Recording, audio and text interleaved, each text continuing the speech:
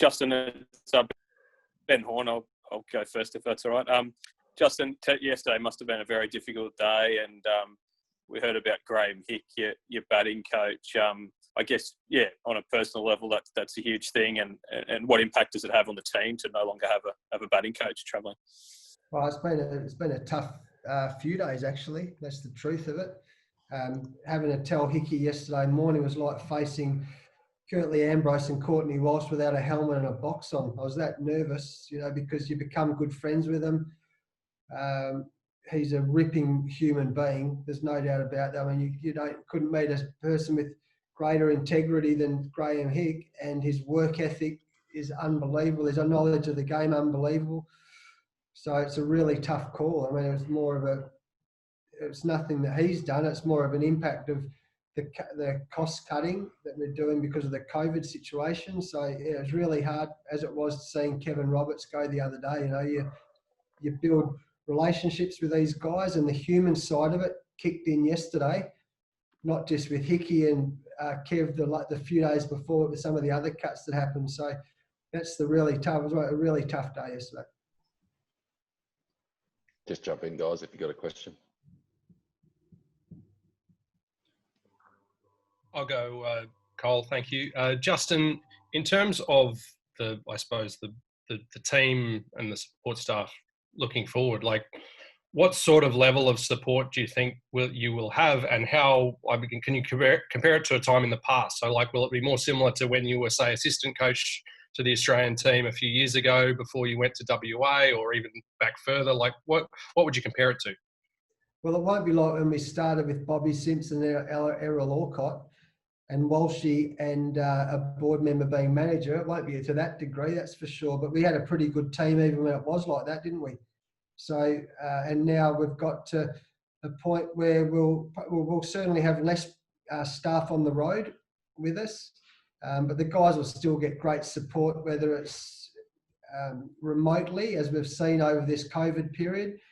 There's a lot of support that can still be given and serviced remotely, and we'll just have less people on the road. So we'll all need to adapt to that. I guess I'm lucky having lived through the Bob Simpson, Errol Orcott reign and the Darryl Foster part-time physio reign as a state player, right to the point where we were right up until New Zealand or South Africa a few months ago. So we'll all survive. It'll be a bit leaner and sharper, that's for sure, but we'll survive, we'll adapt, and the players will still get the service required to put a great product on the team collectively and individually. I might jump in if that's all right. Justin, you've obviously had in your tenure, you've had a lot of people like Ricky Ponting and Steve Waugh coming as sort of mentors for one-off tours. Have you got any indication about the future of that in the short term, and whether that won't be possible given the reductions? Well, it's been incredible over the last 12 weeks, how many people, done a number of presentations to different organisations and different sporting teams who have all watched the documentary. And one of the things that keeps coming up is how powerful it was to have guys like Steve Waugh and Ricky Ponting and Mike Hussey, Matthew Hayden around the team, Glenn McGrath around the team when we won the Ashes. And, they're really important. How we make that happen in the future, we'll do our best to make that happen, because it's very, very important. Guys have heard me say it before, but that quote I used to have on my wall at the WACA, I never went to Harvard, but I employ a lot of people who did. The more good people that we can have around the team, the better. We're just going to have to be more creative, and we're going to have to work through solutions for how we can make that happen. I might just go there, Justin. Just personally, you just spoke about how you've always believed in delegating work to people. Now that the number is going to be fewer, personally, have you thought about how you are going to deal with it? There's just so much more responsibility on your shoulders. Yeah, but we're very lucky. We've also got very competent people who I work with. So we'll work it out. We'll adapt. you know, no one can ever criticise me for not wanting to roll my sleeves up and do some work. So whether as a player or as a coach, so we'll keep rolling our sleeves up. We'll keep servicing and supporting the players very, very well, like we have in the past, and we'll adapt to it. So I'll be fine, and the guys I work with, I'll be fine. Just one more, Justin, about the fact that there won't be A2s. Is it strangely a blessing now that it'll put so much more impetus on what guys do in the Sheffield Shield? And where do you just stand between, like, you know, judging performances at Sheffield Shield and A cricket? Well, yeah, I mean, in a lot of ways, there's a lot of, I've been hearing for a long time that from club cricket, you know, we need to be doing more for club cricket, and from state cricket land, which I was a part of for a long time. You know, state cricket's got to take a lot more responsibility for the game, and well, here's the opportunity right now. So big opportunities for club cricket. In a way, we're going back to the past a little bit, and there's some real positives to that. Now that all the state teams run such have got such professional setups, you know, they've got the opportunity to service the guys in state land. The fact that all our players are back training with their states at the moment, I think there's real positive in that. I think it's you know, for them to be back, for the states, it's positive. For our players to be going back there as leaders is positive as well. So I think we'll see a bit of a shift, and you know, I really like parts of that. Benny, we'll go to you next, mate. Justin, to Kevin's credit, you know, a few weeks ago, he sort of put his hand up and said he could have communicated the original stand downs a bit better than perhaps he did. I was just wondering, sort of, how did you feel about how that situation was handled, and you know, what impact did that have on people like you and coaches who maybe there's no cricket on at the moment, but you know, you work around the clock basically 12 months a year away to sort of be told that you're part-time? What I know is that leadership is very, very difficult. And what I know is that it's easy for everyone to point fingers at the leaders, but most people are pointing the fingers have got no idea of the complexity of most situations. So I'm in the really fortunate position to have close ties to AFL footy, have close ties to the corporate world, and I know that it's really, really complex, the current situation we're in. So could we all learn from the past? Yeah, we can all learn from the past, but I'm certainly not pointing any fingers at Kevin Roberts, because I know how hard it is I can imagine how hard it is to be in his shoes in that time. And yeah, we could have maybe done a few things a little bit differently, but I'm certainly not going to be criticising Kevin Roberts, because I know what a tough job it is, and I know what a tough job leadership is, particularly in crisis times. Rob, you've got one there, mate. Rob Forsyth. Similar sort of question to Ben's, but just more sort of broadly, how much has the past couple of months hurt you as someone who's worked so hard to, you know, rebuild the profile of cricket and get fans loving the sport again, to just see this sort of, you know, whether it's squabbling between the states and the ACA sort of stalemate that's there, that's, you know, that negativity in the headlines? Yeah, it does. It does hurt. What I've learned over many years, if everyone's going in the same direction, it's a very powerful, you can create miracles. And I've seen that so many times. If everyone is going the same direction, it's powerful. Everyone benefits from it. When it's splintered, or we're not going in the same direction, then that's disastrous. I mean, that's the truth. So what I'm very hopeful is that we can come together. We've got some clarity now with our staff. We can all come from the board to the CEO, to the senior managers. We all come together with the ACA, with the states and territories. It's going to take some real skills, some real diplomacy skills, some great leadership. But it's really important for our game that someone or some people or a number of people work hard that we're all going in the same direction. Otherwise, it's disastrous. And just one on Christina Matthews. She was obviously shortlisted last time around for the CEO's position, and a lot of people think she'd be a very suitable candidate this time around. Could you just talk a bit about your dealings with her at the WACA and how highly you regard her? Well, it's an interesting time. I like when all high-profile positions come up. Also, I've heard Strauss's names come up. I've heard all the crew who just missed out when Kev got the job. It's going to be part of the theatre and drama of the next, however long it is. My role right at this very moment is to support Nick Hockley, like I did with Kevin Roberts, and then I'll watch the process. As for Christina, she's a good friend of mine. I put that on the table straight away. She's a good friend, so I'll say I'll be biased. She was a great supporter of mine in West Australian cricket. We formed a great alliance.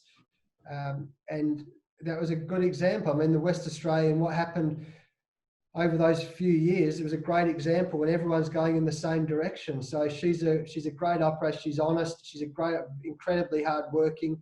She's a bright lady. So, I've got nothing but high praise for her. But again, I put on the table, she's a good mate of mine as well. Like Strauss is a good mate of mine as well. I mean, I'll say equally nice things about Andrew Strauss. And I'm sure some of the other people who are going to be talked about for this role will probably be mates of mine or colleagues of mine. So I'll just sit back and watch, and you guys can build up as much speculation and theatre as you like. I'll just keep smiling my way through it and wait for the process, and then support whoever's successful in the role. Dan. Thanks, Cole. Justin, one about the NCC and I suppose even the academy. Like in terms, certainly the language yesterday, and it sounds as though there's a change in emphasis, and maybe even you could construe it as at the end of an era. When you think back to the academy that you went to in Adelaide, and I suppose a winter in South Australia, and it was a very different experience to what it has become at the NCC. It was almost kind of a boot camp for young players getting together. Like, do you have thoughts about what it was like when you went through it as opposed to what it's become? Well, yeah, times changed, hasn't it? I mean, I go back to it when I went into the cricket academy. The Australian team, as we mentioned, had Bob Simpson and Errol Orcott and Mike Walsh scoring in the old green scoreboard, I reckon. So, and West Australia, we had Darryl Foster, who was the coach, and a part-time physio. So we went there, and it was like, and Rod Marsh was the head coach eventually. I had Jack Potter there, and Peter Spence were the coaches when I was there, and it was just an amazing opportunity to see what it's like to be a professional cricketer, to train every single day. So back then, it was an incredible experience. But what I observe now, what I've lived through, is that the young players have that in their states now. So they have their boot camps. They'll be going through their boot camps at the moment, and they'll be surrounded by good people. They'll be surrounded with lots of services and opportunities. So times have changed. I mean, but the NCC, one, it's got an incredible facility up there. It's a magnificent facility. I'm sure there's going to be opportunities. I'll go back to the question before about Australia. Hopefully there's opportunities for our best young players to still go to do some overseas tours, to get some exposure in India or Sri Lanka or in areas that we don't get to experience back here. So I'm sure there's still going to be opportunities for the NCC, but absolutely times have changed. I mean, let's face it, we had 14 or 15 people on the road with us a few months ago. That'll change a little bit, but it certainly won't be as dramatic as it was back when I was a 19-year-old kid. Cool. And just as a follow-up, you've got obviously, the states are back training now. How soon can you expect some clarity on, say, when you're going to be playing, whether it's the August scheduled matches against Zimbabwe, or the reports about potentially even going to England to play white ball cricket in September? Like, when's the soonest you can expect some clarity there? I'm not sure when the soonest is, but and again, there's obviously complexities to all these things. So the sooner we know about Afghanistan, the better. And there's obviously reasons why that a decision can't be made. And as I said, there's a lot of, on the surface it might seem obvious, but there's obviously lots of layers of why that decision can't be made. Same with England. I mean, it sounds like, I imagine it's really important for English cricket that the Australian cricket team goes there if we can. But it's not as simple as that, with isolation periods and preparation. And then when we come back, and when the ICC make the decision in July about the World Cup, and then if the IPL's going on, I mean, there's so many moving parts at the moment, isn't there? What I know is that we'll focus on being ready for early September. We'll focus our players to be ready for early September, and we'll keep living through that philosophy that we always stay ready, so we don't have to get ready and we don't panic when the time comes. So we'll be as ready as we can. We're lucky we've got good resources with the States. We're lucky we've got great talent. We're lucky we've got terrific young blokes who are all hungry and ready, and they'll be ready to go when it happens. But I'm sure you guys seem to be the first to know everything, so you'll probably be the first to know the schedule before everyone else does. But if you're not the first, you'll certainly be the second. Thanks, Justin. Willie. Yeah, Justin, just wondering, when you'll be back officially on duty as coach? First, sorry I didn't reply to your text the other day, mate, but I felt for the integrity of our people, same with Pete the other day, integrity of our people. I didn't want to, I thought that process, even I didn't know who was being made redundant until yesterday afternoon. We had a department meeting, so we kept it really tight, and I think that was a compliment to the CA that they did that. So sorry I didn't reply to your text the other day. It's been pretty much business as usual for me for the last, well, it hasn't changed. Nothing's really changed. So it's no real changes to me, but all our staff go back on the 1st of July. And I guess if that's the official time we're back on, then we'll say the 1st of July. Yeah, and also how have you any indication as to how many on tour you'll be allowed, or I suppose on the road, even around Australia, and how will you, I suppose, the process to decide, which coaches you need and support staff? Yeah, look, it's going to be a real challenge for us. And when I spoke to the staff yesterday, things will certainly look different with a reduction in our core staff. And that probably, when I say that, that probably doesn't include security and media. And I say that with great respect because they're a very important part of our team. But in terms of just the core stuff, in terms of high performance, that'll be reduced. And we'll have to get creative. Like we might have to get creative with short tours, short white ball tours compared to test tours or longer tours. We'll have to get creative in how we mix and match our available staff to what our highest priorities are on all tours. But until we know what the schedule is, and until we have more detailed conversations with our staff, then I probably can't answer that question as well as I'd like to, or you'd like me to. Does it affect the reduced staff? I suppose you've got to do a lot more, as you said before, roll your sleeves up and I suppose do a lot more of the hands-on stuff. Because I remember you said in January that you'd got to the point where the actual cricket coaching had become, I think, about 30% of your job, and the rest was more about culture, leadership, and all, I suppose, the intangible stuff in cricket these days. So am I looking, what's the question? How does that then affect the way you coach and run the side? Yeah, well, I'll have to, we'll all have to adapt. And again, hopefully one of my strengths in the past has been my being able to adapt and to different situations. And I'll have to lead the way. That's the most important thing about leadership is you walk the talk and you lead the way. So that'll just be part of the new environment we're in. But as I said, I'll still have really good people around me, and we'll make it work well. Thanks, Justin. We've got time just for a couple more. Benny Horn, you've got another one there, mate. Oh, thanks, Cole. Thanks, Justin. Cole, sorry, I'll direct my question to you, Justin. Sorry. With a selector, particularly for test tours, outside of yourself, do you see it as critical to have a appointed selector on a test tour to consult with and just bounce ideas off? Do you think they need to be there in person, or can that kind of stuff be done remotely? If you had have asked me 12 weeks ago or 10 weeks ago, I would have thought, it's nice to have a selector around or other people. I think for the players, it's nice to see some other selectors around at times. But look, the way that these technology platforms, the fact that we're doing this now, I'm sure that there's going to be scope for using a lot more of this technology to make these decisions, to talk with the captain, talk with the senior players, and that'll be part of.